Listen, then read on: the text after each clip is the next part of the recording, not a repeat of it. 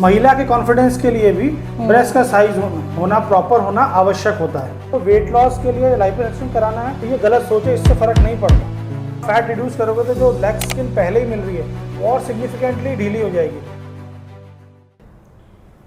नमस्ते एवरीवन। तो मैं हूं doctor Nupur Thanvi, anesthetic physician, और आज हमारे साथ हैं doctor Manish Bhardwaj, plastic and cosmetic surgeon with a lot of experience behind him, and I have a few queries. देखिए, एस्थेटिक्स में मेडिकल प्रोसीजर बहुत सारे हैं, but when the aesthetic procedure is going to help and when the patient needs the surgery, so मैं वो सारी queries जो मेरे पेशेंट्स ने मुझसे पूछी हैं आज लेके आई हूँ डॉक्टर मनीष के पास में। तो मैं शुरू करती हूँ गायनेकोमेशिया से। तो गायनेकोमेशिया या excessive breast tissue, end of course this is a concern in males. अब ये कहाँ है, क्यों है, इसमें करना क्या है, कब पेशेंट को सर्जरी की ज़रूरत है, कब पेशेंट कूल टेक जैसी क्रायोलाइपोलाइसिस जैसी चीज़ों से या लाइपोलाइटिक से अपना गायनेकोमेशिया सुधार सकता है। तो ये सब चीज़ें हम पूछेंगे डॉक्टर मनीष से। नमस्कार डॉक्टर नुपुर, बहुत बहुत धन्यवाद यहाँ आमंत्रण करने के लिए। हम बात कर रहे हैं गायनेकोमेशिया को लेके। गायनेकोमेशिया को हम जनरल भाषा में मेल बूब्स भी बोलते हैं। आपके इसका जो मुख्य कारण रहता है वो रहेगा आपके जो प्यूबर्टी के पीरियड है उसके बाद वाले पीरियड में आपके हार्मोनल इम्बैलेंस, मतलब ईस्ट्रोजन, प्रोजेस्टेरॉन और टेस्टोस्टेरोन का जो इम्बैलेंस होगा उसके कारण क्या होता है, मोस्ट ऑफ द केसेस में सब लोगों को ये होता है, लेकिन उसके बाद ऑटोमेटिकली जैसे जैसे आपके हार्मोन रेगुलर उसी लेवल पे आते हैं तो काफ़ी लोगों के अंदर मोस्टली वो आपके सेटल डाउन कर जाता है और गायनेकोमेशिया नहीं होता। लेकिन जिन लोगों में वो हार्मोन इम्बैलेंस मेंटेन रहता है उन लोगों के अंदर आपको फिर आगे जाके गायनेकोमेशिया डेवलप होता है। उसमें डिफरेंट ग्रेड्स हैं और फिर आपको उस ग्रेड्स के बेसिस पे आपको उनकी सर्जरी प्लान करनी पड़ती है। अब अगर हम देखें तो बहुत सारे लोगों को ये भ्रांतियां हैं, उन्हें लगता है कि गायनेकोमेशिया को हम सिर्फ और सिर्फ एक्सरसाइज द्वारा वेट लिफ्टिंग करें, ये सब चीज़ें प्रोसीजर्स करेंगे या हम कुछ हद तक और जो नॉन सर्जिकल मेथड्स हैं उनका यूज़ करेंगे उससे आराम मिल जाता है। कुछ हद तक उन सब से आराम मिलता है, लेकिन मोस्ट ऑफ द केसेस में आगे जाके आपको सर्जरी की आवश्यकता पड़ती है। सर्जरी चाहे हम ग्रेड 1 के लिए करें, ग्रेड 2 के लिए करें, ग्रेड 3 के लिए करें या उससे आगे फर्दर ग्रेड्स के लिए आपको सर्जरी की आवश्यकता पड़ती है। उसके अंदर आपके मुख्यतः कि गायनेकोमेशिया का जो कॉज है, जो कारण है, वो मेमोरी ग्लैंड का बढ़ना है, वो अनकंट्रोल जो बढ़ रहा है आपका, और जब तक आप उसको नहीं निकालेंगे तब तक ट्रीटमेंट फाइनल नहीं होता है। तो आपको इसके अंदर मुख्यतः लाइपोसक्शन करना पड़ता है, जो आपके फैट है उस सबको आपको निकालना होता है और साथ में आपको ग्लैंड भी निकालना पड़ता है, और इस तरह से आप इस ट्रीटमेंट के ऊपर आगे बढ़ते हैं। Got it. The fat component पे cryolipolysis will work, but the memory component has to be treated with surgery. Got it. चलिए, जब ब्रेस्ट की बात चली रही है तो अगला क्वेश्चन हमारा जो है वो आता है ब्रेस्ट ऑगमेंटेशन या ब्रेस्ट का बढ़ाना। ज़्यादातर क्लाइंट्स या ज़्यादातर पेशेंट्स जो ये सवाल पूछ रहे हैं वो जनरली फीमेल्स हैं। ब्रेस्ट छोटा है, किसी कारणवश ब्रेस्ट में साइज से वो सेटिस्फाइड नहीं है तो वो अपना ब्रेस्ट ऑगमेंट करवाना चाहते हैं। In some instances we have also seen कि मेल पेशेंट्स आते हैं हमारे पास, those who are going through a transition, जो मेल से फीमेल कन्वर्जन की तरफ जा रहे हैं, उनको भी अपना ब्रेस्ट ऑगमेंटेशन चाहिए होता है। तो ये जो मेरे पेशेंट्स हैं जो ब्रेस्ट ऑगमेंटेशन के बारे में समझना चाहते हैं कि कहाँ चाहिए, क्या इसके रेस्ट्रिक्शंस हैं और इसका आगे कोई साइड इफ़ेक्ट्स तो नहीं है, क्या यूज़ कर रहे हैं आप इसके लिए, वो सब बताइए। जी, ब्रेस्ट ऑगमेंटेशन मुख्यतः उन लोगों में इसकी आवश्यकता पड़ती है जो जिन महिलाओं में ब्रेस्ट का साइज छोटा है, या काफ़ी महिलाओं के अंदर हम देखेंगे कि उम्र के साथ में ब्रेस्ट की एट्रोफी हो गई, प्रेगनेंसी के बाद एट्रोफी हो गई। ब्रेस्ट की एट्रोफी का मतलब है यहाँ पर साइज से कम होना, उसको सिकुड़ जाना, और उसमें हो क्या रहा है, हमारे फैट का लॉस हो रहा है, उस कारण ये सब चीज़ें होती हैं। प्रेगनेंसी के बाद मिलता है वेट लॉस, जब होता है सडन वेट लॉस होगा उसके अंदर भी हमको ये सब चीज़ें देखने को मिलती हैं। तो ऐसे महिलाओं के अंदर हमको फिर ऑगमेंटेशन की आवश्यकता पड़ती है, क्योंकि ब्रेस्ट ऐसी चीज़ है जो सामने से आपको नज़र भी पड़ता है, तो एक महिला के कॉन्फिडेंस के लिए भी ब्रेस्ट का साइज होना प्रॉपर होना आवश्यक होता है। और क्या हम किस तरह के फिर कपड़े पहनते हैं, उन सब चीज़ों का भी प्रॉपर लुक या प्रॉपर अपीयरेंस आपका तभी आएगा जब ब्रेस्ट का साइज एडिक्वेट हो। अब उन सब के लिए भी हमारे पास अगर हमको बहुत छोटा करेक्शन करना है तो हम फिर भी काफ़ी कुछ हद तक फैट ग्राफ्टिंग से कर सकते हैं। लेकिन जिन लोगों के अंदर हमको पता है कि या तो दोनों ब्रेस्ट के साइज में डिफरेंस है या फिर पता लगा दोनों ही ब्रेस्ट का साइज छोटा है, आपके जो अपर पोल है वहाँ पर एम्प्टीनेस है, तो उन सब चीज़ों के अंदर आपको फिर सिलिकॉन इम्प्लांट डालने पड़ते हैं। जो हम इम्प्लांट डालते हैं वो FDA अप्रूव्ड इम्प्लांट होते हैं, पहले इसको लेके लोगों के अंदर चिंता थी कि भाई आगे जाके इन सबसे कैंसर की संभावनाएं रहती हैं। हाँ। वो सब चीज़ें आज की तारीख में समाप्त हो चुकी हैं। बहुत सारी स्टडीज़ आ गई हैं, पेपर्स आ गए हैं जो कि इस बात को करते हैं, शो करते हैं कि नहीं, ऐसा कुछ नहीं है। That's great. हाँ, आई हैव सीन कि पोस्ट कैंसर, ब्रेस्ट कैंसर जैसे अब आजकल इंसिडेंस काफ़ी दिखने लगा है। तो जब मेस्टेक्टमी होती है, ब्रेस्ट रिमूवल सर्जरीज होती हैं, उसके बाद भी अब इम्प्लांट्स के जरिए ही रिकॉन्स्ट्रक्शन होता है। तो that's another probably implication where the patients get it. And as you said, ये कॉन्फिडेंस का बड़ा बूस्ट होता है क्योंकि हमारी एनाटॉमी का, फीमेल एनाटॉमी का ह्यूज पार्ट है। And once it is complemented to the aesthetic requirement we want, our confidence is on next level. So ये हो गई ब्रेस्ट ऑगमेंटेशन की बात। अब शुरू करते हैं बातचीत ब्रेस्ट रिडक्शन के बारे में। तो जहाँ तक मेरा जानकारी है, breast reduction is not just a cosmetic procedure, to some extent it is also a pain relief procedure. अब आप बताइए कि ब्रेस्ट रिडक्शन कहाँ कहाँ एप्लीकेबल है, कौन कैंडिडेट्स हैं और सर्जरी का क्या स्कोप है इसमें? ब्रेस्ट रिडक्शन मुख्यतः उन महिलाओं में इसकी आवश्यकता पड़ती है जो कि हम देखें जिनकी ब्रेस्ट का साइज़ उनके शरीर के अनुपात में बहुत ज़्यादा बड़ा है। पहले हमने बात करी ऑगमेंटेशन को लेकर, जिनमें ब्रेस्ट का साइज़ छोटा था और वो उस वक्त आप कह सकते हैं कि वो शरीर के अनुपात में वो बहुत ज़्यादा छोटा है, इसलिए हमको सर्जरी करके उसको बढ़ाना है। लेकिन हम सर्जरी करके जब ब्रेस्ट का साइज़ हम शरीर के अनुपात में बहुत ज़्यादा बढ़ गया है, उसको भी हम सर्जरी करके हमको रिड्यूस करना पड़ता है, क्योंकि उसके कारण महिलाओं को कई तरह की परेशानियों का सामना करना पड़ता है। जैसे कि हमारे पास कई महिलाएं ओपीडी में आएंगे दिखाने के लिए, वो आई हैं किसी के साथ में, आप बात कर रही हैं, वो उन्होंने ऑर्थोपेडिशियन को दिखा दिया और उन्होंने और भी लोगों को दिखा दिया, फिजियोथेरेपिस्ट दिखा दिया कि हमारे ना कंधों में दर्द रहता है, गर्दन में दर्द रहता है। लेकिन उनमें से किसी व्यक्ति को जिसको इसका ज्ञान है, जो समझता है चीज़ों को, उन्होंने हमारे पास भेज दिया कि एक बार आप जाके प्लास्टिक सर्जन को दिखाइए।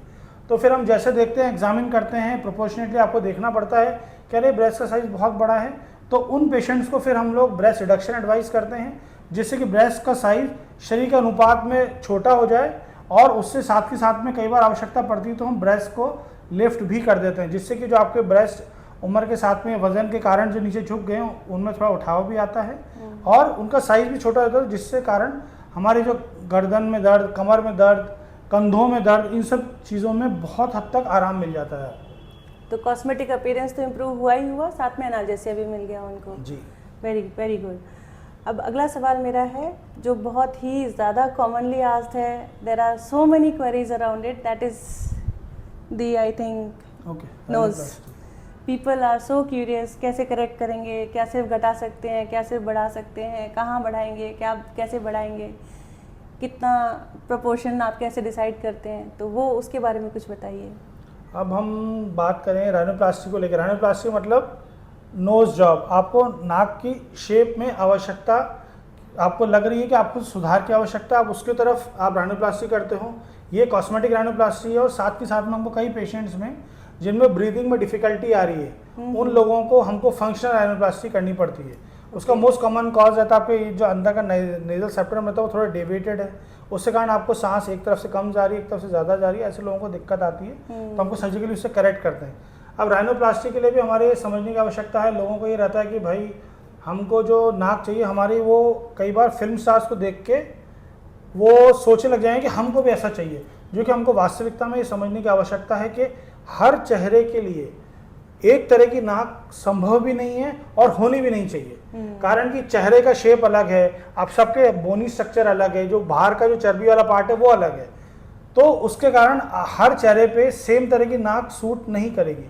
तो हम चेहरे के हिसाब से जो फेस अप्रोप्रिएट होगा, शेप के हिसाब से, साइज़ के हिसाब से, वो हम नेज़ल करेक्शन या राइनोप्लास्टी एडवाइस करते हैं। कई बार हमको ज़रूरत पड़ती है कि हमको यहाँ ऊपर वाला हिस्सा इसको सुधारने की आवश्यकता है, यहाँ हम पे उसको सुधारना है, हमारे ये चीज़ बढ़े हुए हैं, एलआर कार्टिलेज वाला पार्ट रहता है, एलआर बेस बढ़े हुए हैं, आपको ये वाला पार्ट है, टिप वाला पार्ट जिसको हम नेज़ल टिप बोलते हैं, ये है, ये दबा हुआ है, तो हमको इसको सुधारना है, हम इसको उठाना है। तो बहुत सारी चीज़ें आपको ज्योमेट्रिक कैलकुलेशंस के द्वारा करेक्शंस करने पड़ते हैं, कार्टिलेज की आवश्यकता पड़ती है, कई बार हमको सिलिकॉन इम्प्लांट भी डालना पड़ता है। बहुत सारे मेथड है और समय के साथ में चीज़ें बेहतर होती चली जाती हैं। एग्जैक्टली। और जैसे हम एस्थेटिक्स में हमेशा कहते हैं, पहले आप एला का बोटॉक्स करवा के देख सकते हैं कि आपको थोड़ी सी छोटी लेस ब्रॉड नोज अच्छी लग रही है, हल्के से बोटॉक्स से आप अपनी टिप लिफ्ट कर सकते हैं। थोड़ी सी लिक्विड राइनोप्लास्टी से आप अपना जो नाक का एलिवेशन है उसको चेंज करके देख सकते हैं. And if you like the change, if you are very happy with the change, आप बाद में परमानेंट करेक्शन के लिए भी जा सकते हैं. तो it is also up to the consultant. When you come here, when you talk to the doctor, you understand कि बेस्ट क्या है आपके लिए at this point of time right now. What is the best procedure which is suitable for you, your age, the phase of life you are in, and that is only decided when you have a good consultation with your doctor. अब next question आते हैं, बहुत ही trendy question है, very much in hype, that is our Korean doll lips. Okay. We have seen these Korean doll lips being given with the fillers, which we regularly do, and post fillers, probably when the patient is very happy with their lips and they don't want to do fillers all the time, they don't want this temporary correction. They think that this is the lip that suits them. Do you have a plastic surgery option for that, sir? जी, जिन लोगों को ऐसा लगता है कि उनके यहाँ पर होठों के अंदर अपर लिप्स इन पर्टिकुलर प्रॉपर उठाव नहीं है, उनको लगता है कि ये लिप्स उनको खाली खाली लग रहे हैं, नीचे की तरफ झुके हुए हैं, और वो फिलर्स वगैरह करा के देख चुके हैं, लेकिन वो चाहते हैं कि परमानेंट सोल्यूशन है, तो हम सर्जिकली भी हम लिप करेक्शन करते हैं. तो आपका लिप लिफ्ट हो जाता है, और साथ में अगर आप चाहते हैं कि आपको लिप का साइज़ बढ़ाना है, कम करना है, दोनों प्रोसीजर्स भी हम साथ में कर सकते हैं. ये प्रोसीजर्स हम जो करते हैं वो जो लिप के रिडक्शन के लिए कर रहे हैं या ऑगमेंटेशन के लिए कर रहे हैं. ऑगमेंटेशन के लिए आपको फैट ग्राफ्टिंग करना पड़ता है, और अगर आपको लग रहा है कि आपको रिडक्शन का करना है तो फिर आपको सर्जिकली उसके साइज़ को आप छोटा कर लेते हैं. ठीक है. अब final question which is probably a medical query as well as contemporary issue which lifestyle has brought on us all, that is weight.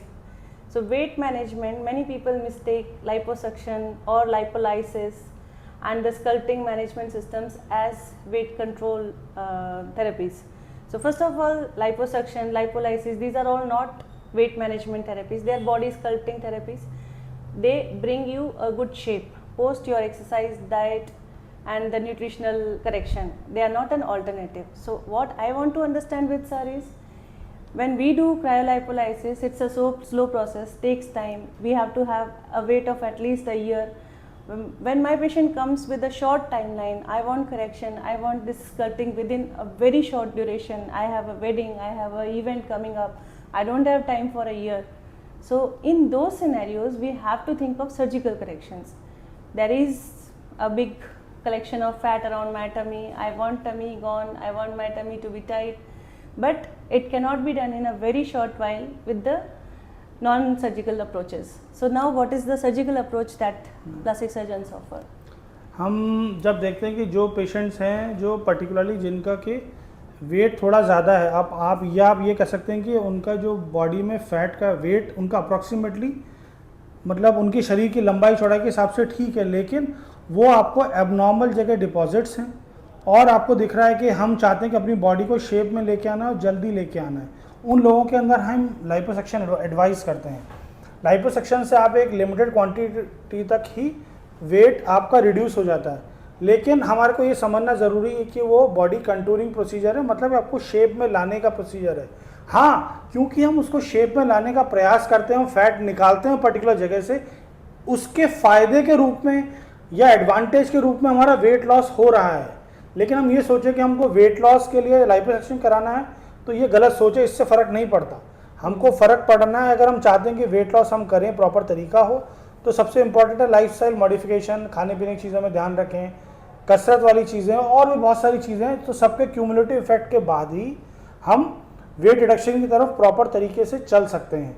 आप चाहते हैं कि आपको प्रॉपर बॉडी की शेप चाहिए और जल्दी चाहिए, तो फिर आप लाइपोसक्शन वगैरह और भी प्रोसीजर्स करवा सकते हो. लाइपोसक्शन भी नॉर्मल होंगे, वैक्यूम असिस्टेड भी होगा, पावर असिस्टेड होगा, वेजर होता है, बहुत तरह के मेथड्स आते हैं, उनसे आप लाइपोसक्शन करवा कर अपनी बॉडी को जल्दी शेप में ला सकते हैं. अच्छा सर, ये जब लाइपोसक्शन हम करा लेंगे तो उसके बाद स्किन तो सैग करेगी, और जब लाइपोसक्शन हो गया है, फैट चला गया है, तो ऊपर की स्किन तो लूज़ होने ही वाली है, बिकॉज अभी ये इस स्किन को तो रिबाउंड का टाइम ही नहीं मिला है, तो ये तो हैंग करेगी. तो इसके लिए फिर क्या लाइपोसक्शन के साथ कुछ और ऑफर करते हैं? जी, हम देखते हैं हम पेशेंट से क्यों अपने, इसीलिए आपको प्रॉपर एक ट्रेन पर्सन की आवश्यकता पड़ती है कि हम एग्जामिन करके स्किन की लैक्सिटी के बेसिस पे डिसाइड कर लेते हैं कि आगे जाके इनको किसी और प्रोसीजर की आवश्यकता पड़ेगी नहीं पड़ेगी. हम काफ़ी हद तक जब हमको दिख जाता है कि हाँ हम लाइपोसक्शन के थ्रू जब आप डिफरेंट मेथड्स यूज़ करते हैं, आप पावर असिस्टेड लें, वेजर लें, इनमें रिजल्ट्स इतने अच्छे आते हैं कि automatically with removal of fat skin की टाइटनिंग हो जाती है। तो आपको उन लोगों के अंदर आपको आगे जाके कुछ ज़्यादा सर्जिकल करेक्शन की आवश्यकता नहीं पड़ती। पर आपको वो पेशेंट जिनमें आपको दिख रहा है कि हैंगिंग टमी है, कि पेट ऐसे झूल रहा है, जैसे आप वेट लॉस होगा उनका या फैट रिड्यूस करोगे तो जो लेग स्किन पहले ही मिल रही है वो और सिग्निफिकेंटली ढीली हो जाएगी, तो वो जो हैंग करेगी हमको उसके लिए फिर सर्जिकली हमको उसको करेक्ट करते हैं, जिसको कि हम टमी टक प्रोसीजर या एब्डोमिनोप्लास्टी बोलते हैं, जो कि मुख्यतः उन्हीं जगहों के लिए किया जाता है कि जहां हमारे एबनॉर्मल आप देखते हो फैट वाला पार्ट या लोअर वाला पार्ट रहेगा एब्डोमेन का, वहाँ वाले पार्ट के लिए, जिससे कि आपको वो हैंगिंग जो स्किन है, जो एक्स्ट्रा स्किन है, जिससे कि आपके बॉडी का कंटूर एबनॉर्मल लग रहा है, वो हम सर्जिकली करेक्ट करते हैं, जिसको टमी टक एब्डोमिनोप्लास्टी बोला जाता है। Got it. तो ये इससे लूज स्किन से ख्याल आया कि कई लोगों को एज के साथ में अपर आईलिड की स्किन जो है वो काफ़ी लैक्स हो जाती है और बहुत लूज हो जाती है। तो ऑल्दो प्लाज्मा पेन और बहुत सारी थेरेपीज आजकल चल रही हैं, sometimes we are also doing fractional laser for those people to tighten the skin. तो सर्जरी मैंने और एक फॉरेन के वीडियो में देखा था कि सर्जरी ब्लेफारोप्लास्टी को फ्रैक्शनल के साथ कंबाइन करके the results were really good. तो इसके बारे में आपका क्या विचार है सर? हाँ बिल्कुल, नहीं कई पेशेंट्स हम देखते हैं जिनको कि लैक्सिटी ऑफ स्किन बहुत ज़्यादा है, तो वो एक जो हमारे मेडिकल मेथड्स हैं या नॉन सर्जिकल जो मेथड्स हैं वो एक लेवल तक ही काम करेंगे। उसके बाद आप देख रहे हो कि हमारे पेशेंट आते हैं जिनको कि इतना अपने अपर लिड पे लोअर लिड पे इतनी झुर्रियाँ पड़ रही हैं कि आपको दिख रहा है कि आप कुछ भी मेडिकल मेथड काम में लेंगे वो करेक्ट नहीं होगी। तो हमको उनको फिर सर्जिकली हमको या तो अपर लिड या लोअर लिड की, जिसको हम ब्लेफारोप्लास्टी बोलते हैं, वो सर्जिकल प्रोसीजर करना पड़ता है और उससे वो चीज़ें आप ये कह सकते हैं कि रिजुविनेशन हो जाता है, आपके चेहरे का फेस का लुक बदल जाता है। ओके चलिए, तो ये सब जान के मुझे बहुत खुशी हुई, मैंने बहुत कुछ सीखा आज आपसे, और आई होप कि जो लोग ये पॉडकास्ट देख रहे हैं उनको भी जो बहुत सी जानकारी यहाँ मिली है उससे कुछ ना कुछ फ़ायदा हुआ होगा। Till next time, bye bye. धन्यवाद। धन्यवाद।